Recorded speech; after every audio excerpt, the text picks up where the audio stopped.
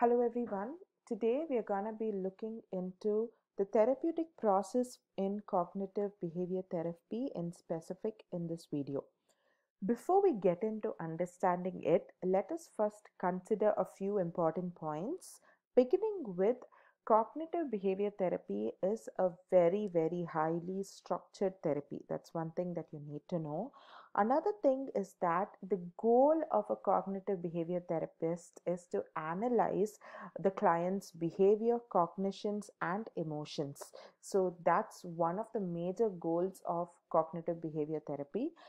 The general beliefs that a cognitive behavior therapist holds is that during therapy sessions, cognitive activity can be observed, measured, and changed.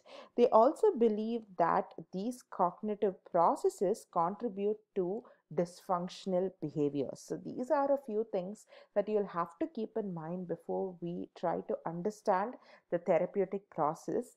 There are a lot of components to the therapeutic process. In today's video, we're gonna stick to understanding the therapeutic relationship in specific. So when we're looking at the therapeutic relationship, there are three major principles in which the relationship is actually governed with. Before we get into that, let's quickly have a quick look at what this relationship actually looks like in general. In general, it is very important. The relationship between the cognitive therapist and his client is very important and is very crucial for the progress of therapy. That's one thing that you need to know. The therapists are required to practice empathy and positive regard. Positive regard is basically acceptance regardless of what the person has done. Okay, so we basically have to be involved with the person and not be very judgmental, have to understand what the person's going through. Okay, so that's the kind of outlook that you're looking at when you're trying to be a cognitive behavior therapist. Or if you're a client and you're trying to get a therapy, this is the kind of therapist you will actually meet. Another thing that you need to know is the therapist will have a cognitive conceptualization of the case. That is, he or she kind of has a mental framework of how to go about this case, and tries to understand every aspect of the client in a very clear cut minute detail. So that is having a cognitive conceptualization. The therapist is a person who is very active, as in is very much involved throughout the therapy session. It's not like the client guides the therapist in. No, that's not the way it works. The therapist is very actively involved in the entire session, and the therapist also has to be very creative, go very creative in giving the homework tasks for the client and enabling the client to develop new skills. Okay, so in very creative ways, the therapist will have to help the client move to more adaptive ways of behavior. So that's another thing that you need to know about therapy. Another thing is that the therapist is important to guide clients to self discovery. Okay, so that's the major goal. I mean, what we are looking at the therapeutic relationship on the whole. From the outside, you can actually expect all of this in a cognitive behavior therapy setting. So basically, the therapeutic relationship is kind of governed by three major principles. The first one is collaborative empiricism, the second one is Socratic dialogue, and the third one is guided discovery. So let's move into the first one, and that is the collaborative empiricism. Collaborative empiricism focuses on the idea that both the therapist and the client kind of jointly determine the goals for treatment and decide how varied feedbacks will take place. It's not like the therapist gives, like, this is what's supposed to be discussed today, or this is how we are going to look into or you have to do this, then only you'll get these kind of reinforcements. No, that's not the way it works. The therapist and the client together are co-investigators. That is, they both decide together the goals of the treatment.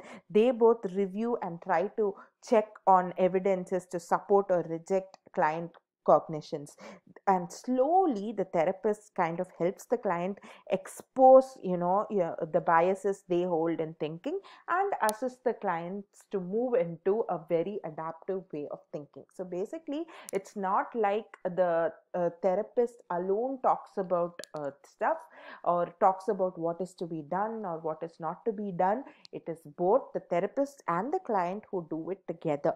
Okay, so that is basically collaborative empiricism. The next thing is Socratic dialogue. Okay, so when you're looking at Socratic dialogue, it's basically a method of questioning that is used in cognitive behavior therapy. Firstly, it is used to clarify and define the problem. Secondly, it is used to help in the identification of client thoughts and assumptions. Thirdly, it is used to assess meaning clients give to the events. And fourthly, it is used to measure consequences of clients maintaining such maladaptive thoughts and behaviors. Okay, so these are the four reasons why we actually use this form of questioning.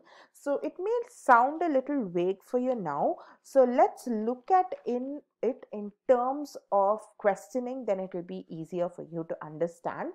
So the three questions Socratic technique, popularly used in CBT. So the three questions in this slide are numbered as 1, 2 and 3. So if you can actually notice, the first question is, what is the evidence for the belief? The second question is, how else might you interpret the situation? The third question is, if it is true, what are the implications? Okay, so these are the three different kinds of questioning that we actually use. It's not hard and fast that you actually use the question just the way it is. Depending upon your conversation with your client, you kind of rephrase the question with the same basic intent. Okay, so the intent is to find the evidence. The second one is to see if there are other interpretations. Third one is trying to help the client judge if it is true, what could be the implications. So that is the intent. The intent can be brought out in different forms. Okay, so basically, let's look at how the first question is asked with an example. So the doctor here, basically the therapist, asks Jim, who is the client, Jim, you told me a few minutes ago that some people will scorn you when they learn about your illness. Okay, so this is a reflection the doctor is giving about Jim's statements. And then the doctor goes on to say, what is your evidence for this belief? Okay, so this is what the doctor poses. Then Jim says, I don't have any evidence, I just feel that way. Then look at the way the doctor is asking the question too. Okay, so he says, you just feel that way. How else you could look at this situation? Then the doctor goes on, then what happens is the doctor goes on to say, if some people did in fact abandon you, what would the implications be?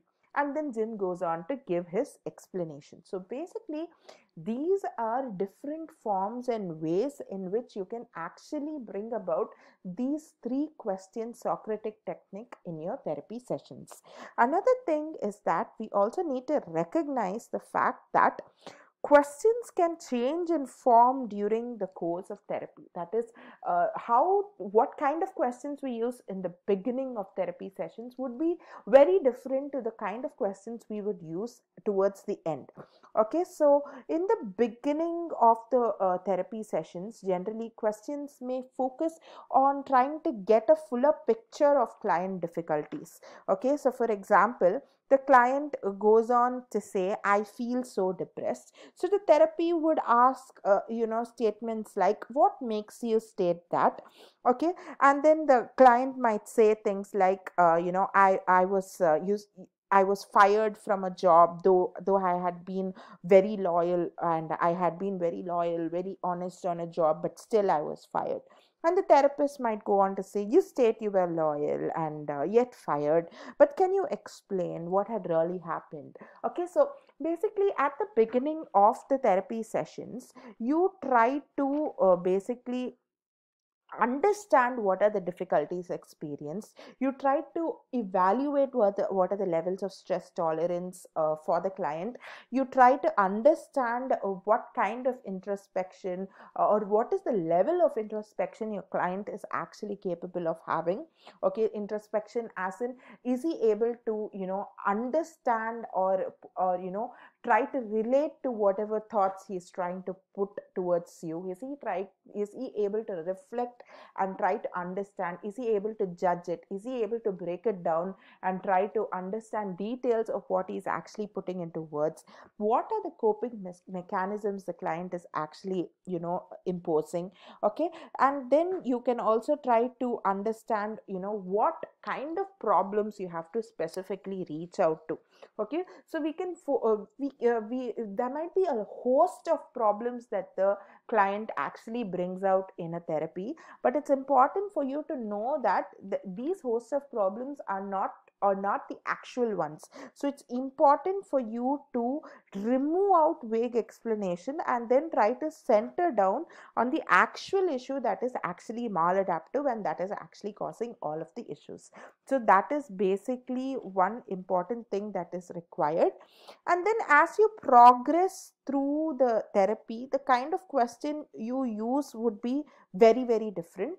Okay, so as you progress through the therapy, you might use questions on how to approach to solve problems or make a situation or relationship better. You can try to list out varied possibilities on how to do so. You try to examine pros and cons of how to solve different problems. Okay, for example, you choose the problem area to work on, and then you try to list out different ways in which we can sort the problem. Try to choose a particular method by weighing its pros and cons.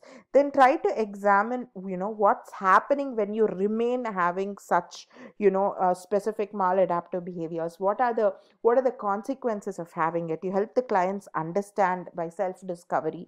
Okay, and then you try to impose questions that will target those automatic thoughts, and the therapist will demonstrate what are the consequences of having such automatic thoughts. So basically that's how the progress questions would be. The progress questions would target on trying to help clients or guide clients through these areas. Okay, the third step important principle is guided discovery. Guided discovery basically helps you understand that the therapist functions as a guide who clarifies errors in cognitions. Okay, so that is one thing that you need to know. Another thing that you need to know is that this guided discovery is very creatively done. The therapist can be very creative, wherein the therapist could do a lot of experiential activities through behavioral experiments in the therapy sessions that can actually help in developing new skills. So these behavioral experiments could be role modeling, creative homework assignments to adopt new behaviors, and then talk about how they felt about it. Okay, so different things like this will allow the client to promote new skills. So basically the therapist guides through the client to use the new acquired information in the therapy and adopt a new set of beliefs. So that's basically the entire goal of guided discovery. So here we come to an end to understand the therapeutic relationship, or what to expect in as a therapist client, what goes on between a therapist and client in a cognitive behavior therapy setting, and what exactly is what kind of questioning is expected and how can you phrase it. Okay, and it also, this entire thing also kind of covered the three major principles guided through the therapeutic relationship. I hope you've all understood this, and if you have any doubts, you can please verify. Thank you.